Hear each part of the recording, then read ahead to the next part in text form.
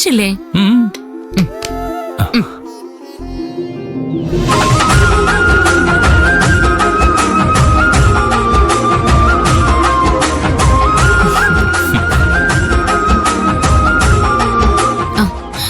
അല്ല, ഇതെന്താ ഗിരിയേട്ടാ? ഞാൻ എത്ര തവണ പറഞ്ഞിട്ടുണ്ട് തലയില് എണ്ണ തേച്ച് കുളിക്കണമെന്ന്. അതുപോലെ മുഖത്തും എണ്ണ തേച്ച് കുളിക്കണമെന്ന് ഞാൻ പറഞ്ഞിട്ടുള്ളതല്ലേ? ഞാനതങ്ങ് മറന്നു. എന്റെയും കുഞ്ഞിന്റെയും കാര്യത്തിൽ കാണിക്കുന്ന ശ്രദ്ധയുടെ പകുതിയെങ്കിലും സ്വന്തം കാര്യത്തിൽ ഉണ്ടായാൽ മതി. എന്തായാലും ദേഹത്തൊക്കെ അഴുക്കായി. പോകുന്നതിന് മുമ്പ് ഒന്നുകൂടെ കുളിക്കാതെ പറ്റില്ല. എന്നാലേ ഞാൻ എണ്ണ തേച്ചുതരാം. അതൊന്നും വേണ്ട, ഞാൻ സ്വയം തേച്ചോളാം. സ്വയമായിട്ട് തേച്ച് ശരിയാവില്ല. വേറൊരാള് ചെയ്താലേ അമർത്തി ചെയ്യാൻ പറ്റൂ. വാ ഇങ്ങോട്ട്. മഞ്ജു, അതെ ഞാനേ ഇങ്ങോട്ട് എണ്ണ എടുത്തോണ്ട് വരാവേ.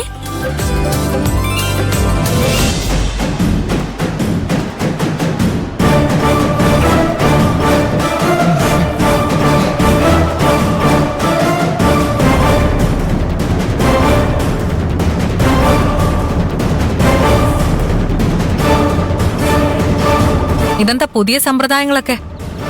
ഇതുവരെ ഇങ്ങനെയുള്ള പ്രഹസനങ്ങളൊന്നും ഉണ്ടാവാറില്ലായിരുന്നല്ലോ. പ്രഹസനം? അതെ, ഞങ്ങൾ ഇങ്ങനെ പരസ്പരം സ്നേഹിച്ചു തന്നെയായിരുന്നു കഴിഞ്ഞിരുന്നത്. നീ ഞങ്ങളുടെ ജീവിതത്തിലേക്ക് കാലെടുത്ത് വെച്ചതിന് ശേഷമാണ് എല്ലാ ദുരിതങ്ങളും തുടങ്ങിയത്. ഇപ്പൊ എല്ലാം പഴയതുപോലെ ആയി തുടങ്ങി.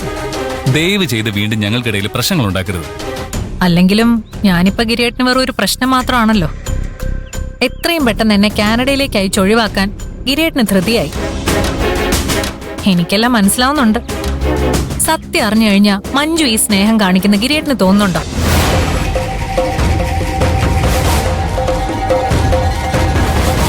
ഇല്ല. അവളുടെ വിശ്വാസം തകർന്നു കഴിഞ്ഞാൽ സ്നേഹവും ഇല്ലാതെയാവും. എനിക്കുറപ്പാ.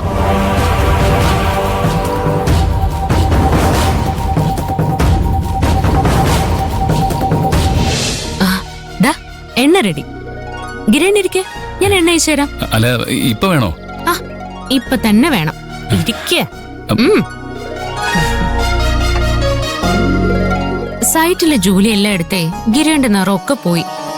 ഇനി കുറഞ്ഞത് ആഴ്ചയിലെ 2 തവണയെങ്കിലും എണ്ണ തേച്ച് കുളിക്കണം.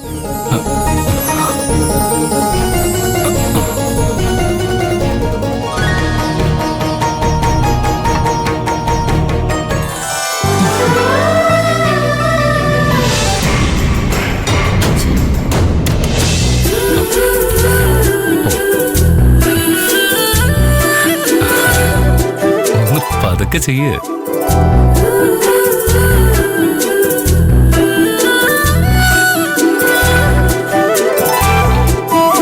മഞ്ജു, മതി.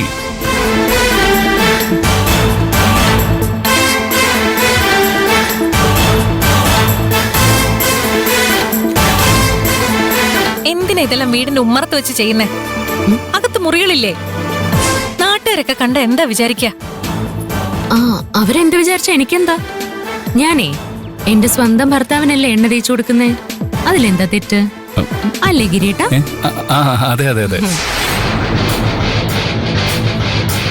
വേറൊരു പണിയില്ലാതെ ഞങ്ങളെ തന്നെ നോക്കി നിൽക്കുന്നവരുണ്ടെങ്കിലേ അവരല്ലേ നാണം കെട്ടവര്. അവർക്കേ അത് നിർത്തി സ്വന്തം ജോലി ചെയ്താ പോരെ?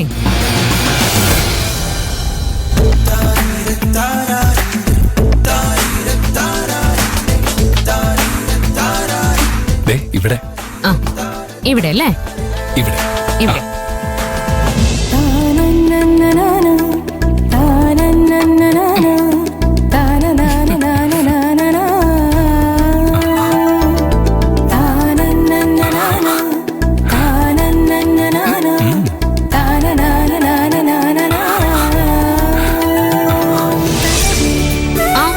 എല്ലാം കിട്ടി. വേണ്ട ഗിരേൻ, എന്തിനാ ജോലി തിരക്കിനിടയിൽ ഇതിനൊക്കെ ഓടി വരുന്നേ? ഞാൻ ഓട്ടോ വിളിച്ചു പോയിക്കോളാം. വേണ്ട. Hello hello. കട്ട് ചെയ്തു. അങ്ങോട്ട് പറയുന്ന ഒന്നും കേൾക്കില്ല.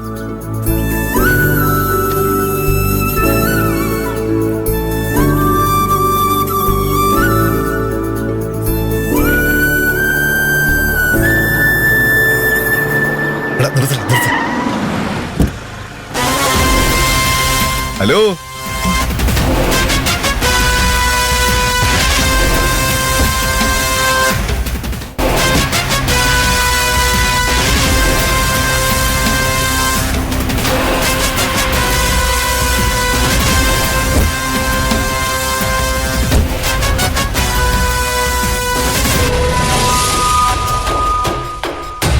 എന്തൊക്കെയുണ്ട് മഞ്ജു വിശേഷങ്ങള്? വീട്ടമ്മയായിട്ടുള്ള ജീവിതമൊക്കെ എങ്ങനെ പോണു? നല്ല സുഖവും സമാധാനവും ഉണ്ട്. ആ, അല്ലെങ്കിൽ രാവിലെ കഴിഞ്ഞാ തന്നെ പോലുള്ള ക്രിമിനലുകളുടെ മോന്തകളല്ലേ എപ്പോഴും കണ്ടോണ്ടിരിക്കേണ്ട. എത്ര നേരം വെച്ചാ ഈ വൃത്തികേടുകളൊക്കെ കണ്ടോണ്ടിരിക്ക. നീ എന്നെ എത്ര വേണമെങ്കിലും അപമാനിച്ചോ, എനിക്കൊരു ചുക്കുമില്ല. അതെനിക്കറിയില്ലേ. തനിക്കേ കാണ്ടാമൃഗത്തിന്റെ തൊലിക്കട്ടിയല്ലേ. ആ, പക്ഷെ നീ വെറും ലോല ഹൃദയല്ലേ, അതല്ലേ അച്ഛനാ DYSP കൊണ്ട് 2 ചീത്ത വിളിപ്പിച്ചപ്പോഴേക്കും നീ രാജിവെച്ചത്. അതിനേക്കാൾ നല്ലൊരു ഐറ്റം മുകുന്ദന്റെ വീട്ടിൽ കൊടുത്തപ്പോ അവൻ ആ കേസിൽ നിന്ന് ഒഴിവായി. അങ്ങനെ സഞ്ജുവിനെ പുറത്തിറക്കാൻ ഞങ്ങൾക്ക് തടസ്സമായിരുന്നവരെല്ലാം ഒറ്റയടിക്ക് അങ്ങ് മാറി. അതിന്റെ ഫലം എന്തായെന്ന് നിനക്ക് കാണണോ?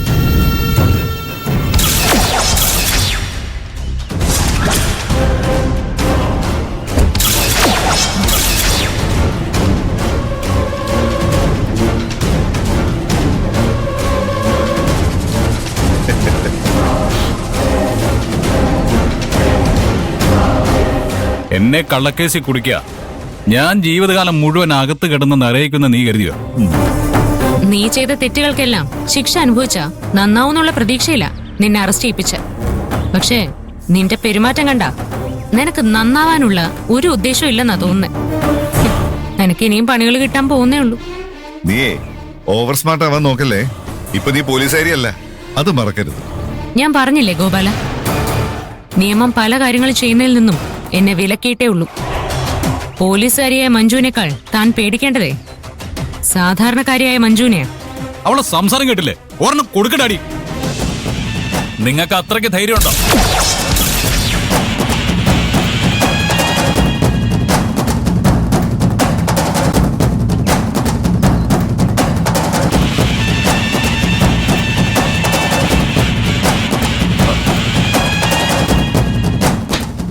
എന്റെ ഭാര്യ നടു റോഡിൽ വെച്ച് ഭീഷണിപ്പെടുത്താൻ മാത്രം നീ വളർന്നോ സഞ്ജുക്കുട്ട? എടാ, ഇവനെ കള്ളക്കേസിൽ കുടിക്കിയ ദേഷ്യത്തിലേ ഇവൻ വെറുതെ പറഞ്ഞതേ ഉള്ളൂ. ഇവന് മഞ്ജുവിനെ ദ്രോഹിക്കാനുള്ള ഒരു ഉദ്ദേശമില്ല. ഉണ്ടായിരുന്നെങ്കിലും കുഴപ്പമൊന്നുമില്ല. സ്റ്റേഷനിൽ വെച്ച് എന്റെ അച്ഛനെ കുറിച്ച് മോശം പറഞ്ഞപ്പോ തനിക്ക് കിട്ടിയത് ഓർമ്മയില്ലേ?